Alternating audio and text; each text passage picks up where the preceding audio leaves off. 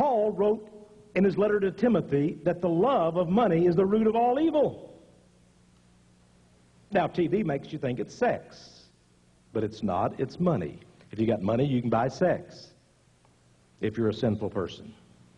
Money. It has to do with money. Got these pictures, for example, of the new United States Mint that's going to be printing the new rainbow-colored money that you're going to be getting very soon. Now, that's been delayed because of citizen protests for a few years. But you will have new colored money. The greenback is going to go out. And it will be a halfway house to a world currency, a global currency. They even have a name for it. They call it the Phoenix. And there is an occult reason for that actually is revealed in Isaiah in the Bible. But here is a picture of the new mint. It's in Fort Worth, Texas. New high-tech equipment. You can't get in there, but it's interesting that we were able to obtain pictures. Here is the mint. It's a circular building with a pyramid on top. And a square is painted on top of the circle. Now you have to understand what the triangle or the circle or the pyramid is within the circle in Freemasonry, in esoteric or occult Freemasonry. What it means basically is a return to Babylon, to Egypt. The whole world will be one once again. The Tower of Babel will be rebuilt. Here's some more photos of that mint, the U.S. Mint out of Fort Worth. By the way, the land was donated to the government by Ross Perot, H. Ross Perot. And there's a lot of things about Ross Perot that people don't know. But the government was very nice to him. They gave him an airport worth $129 million from your taxpayer dollars there in Fort Worth, even though it wasn't needed. But the rich and the Illuminati can fly in and out without benefit of going through customs like the little people. They can bring in their drugs and their slaves and their contraband without worrying about the problems that may befall you going through the Charlotte International Airport. Here is an actual aerial shot. Now, you may wonder where we got these pictures from. By the way, here is a copy of the front gate. It's actually two pyramids, like devil horns, side by side. That's the front entry of this facility. Well, we obtained them actually from the U.S. Mint. The architect was very proud. He says that he is a Mason. And he admits that they were designed according to Freemasonry principles. Here's an article in the USA Today, October 4th, 94. It says a National Security Office has been created. The Justice Department has opened up a new office Monday to develop policies on national security and coordinate the international work of law enforcement agencies. Secretary of State Warren Christopher calls the new Executive Office of National Security. Did you know they now have an Executive Office of National Security? I found out they even have new badges for the police. They're going to have a national police force. You know, Hitler created one in Nazi Germany. And in 1938, he passed his Gun Control Act, which, by the way, is a carbon copy. America copied it in 1968. Some Jewish friends of mine, they're in an organization called Jews for the Preservation of Firearms Ownership. They're conservative Jews.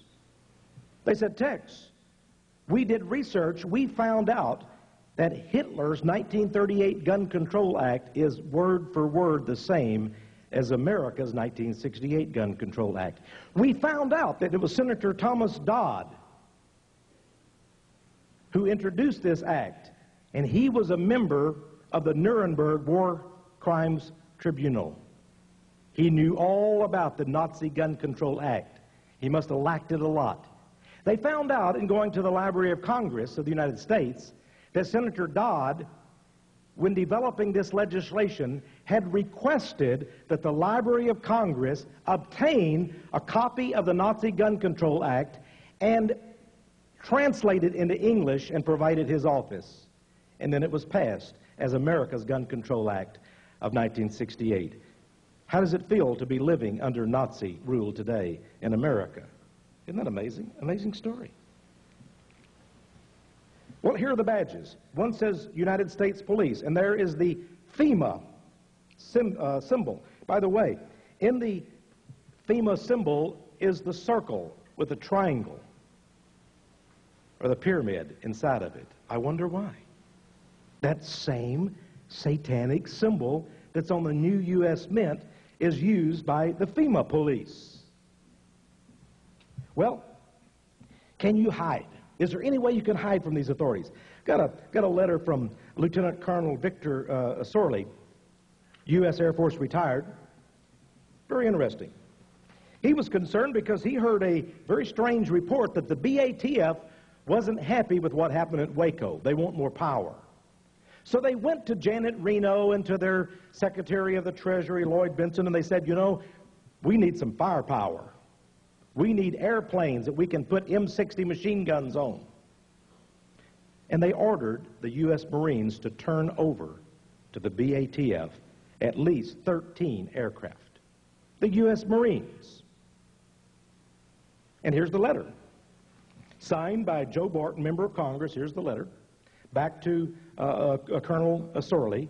Dear Mr. Sorley, thank you for contacting me regarding the Bureau of Alcohol, Tobacco, and Firearms acquiring of OV-10 aircraft from the United States Marines. Currently, the BATF and the United States Marines are, in fact, negotiating a deal for the transfer of up to 13 OV-10 aircraft. The aircraft will be given to the BATF from the Marines, but not purchased.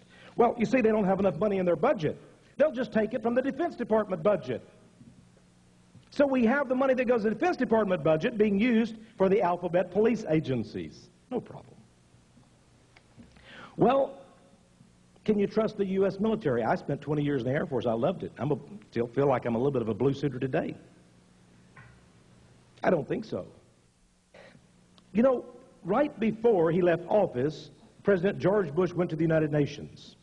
And he said, we not only want to cooperate in establishing a United Nations standing military force, but we'll even give you United States military installations we're closing down. You can bring over your United Nations troops and train right here in America. And he said Fort Dix, New Jersey is one of the ones we will give you.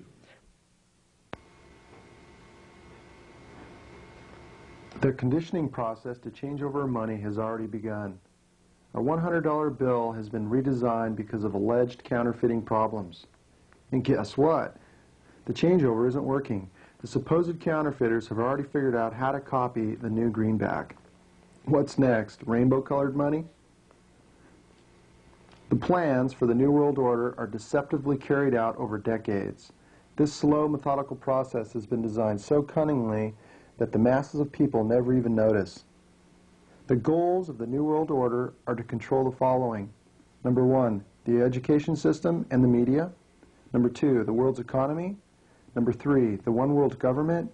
Number 4, the one world religion. So now let's look at each of these areas to see how close these conspirators are getting in accomplishing their goals. In 1902, the Rockefeller family became involved in the education system. John D. Rockefeller formed the GEB, the General Education Board, a tax-exempt organization designed to oversee the nation's education system. Between the years 1902 to 1930, the Rockefeller Foundation gave over $200 million to the GEB. In today's money, that is equal to more than $2 billion. The Rockefeller philosophy on education was revealed in one of the GEB's board letters. In our dreams, we have limitless resources, and the people yield themselves with perfect docility to our molding hands.